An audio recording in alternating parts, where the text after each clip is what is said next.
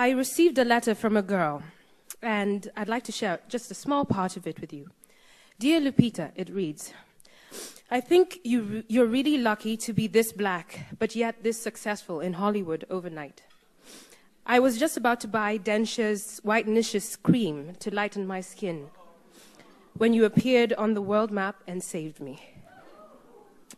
My heart bled a little when I read those words. I could never have guessed that my first job out of school would be so powerful in and of itself, and that it would propel me to be such an image of hope in the same way that the women of The Color Purple were to me. I remember a time when I too felt unbeautiful. I put on the TV and only saw pale skin. I got teased and taunted about my night-shaded skin. And my one prayer to God, the miracle worker, was that I would wake up lighter-skinned.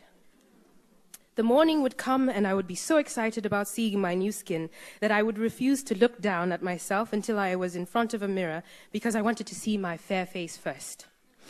And every day I experienced the same disappointment of being just as dark as I had been the day before.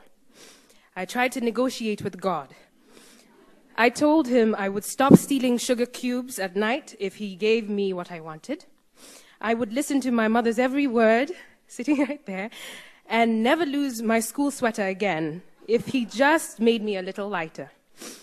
But I guess God was unimpressed with my bargaining chips because he never listened.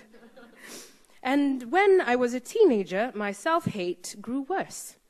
As you can imagine, happens with adolescence. My mother reminded me often that she thought I was beautiful. But that was no consolation. She's my mother. Of course she's supposed to think I'm beautiful. And then Alec Weck came on the international scene. A celebrated model. She was dark as night. She was on all the runways and in every magazine, and everyone was talking about how beautiful she was. Even Oprah called her beautiful. And that made it a fact. I couldn't believe that people were embracing a woman who looked so much like me as beautiful. My complexion had always been an obstacle to overcome, and all of a sudden, Oprah was telling me it wasn't. It was perplexing, and I wanted to reject it because I had begun to enjoy the seduction of inadequacy. But a flower couldn't help but bloom inside me. When I saw Alec, I inadvertently saw a reflection of myself that I could not deny. Now, I had a spring in my step because I felt more seen, more appreciated by the faraway gatekeepers of beauty. But around me, the preference for light skin prevailed. To the beholders that I thought mattered, I was still unbeautiful. And my mother again would say to me, "You can't eat beauty. It doesn't feed you." And these words played and bothered me. I didn't really understand them until finally I realized that beauty was not a thing that I could acquire or consume. It was something that I just had to be. And what my mother meant when she said, "You can't eat beauty," was that you can't rely on how you look to sustain you. What actually sustains us, what is fundamentally beautiful, is compassion for yourself and for those around you. That kind of beauty, excuse me, that kind of beauty inflames the heart and enchants the soul.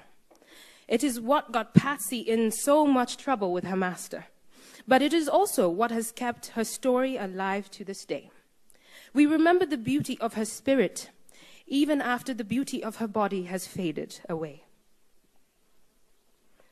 And so, I hope that my presence on your screens and in magazines may lead you, young girl, on a similar journey. That you will feel the validation of your external beauty, but also get to the deeper business of being beautiful inside. That there is no shade in that beauty. Thank you.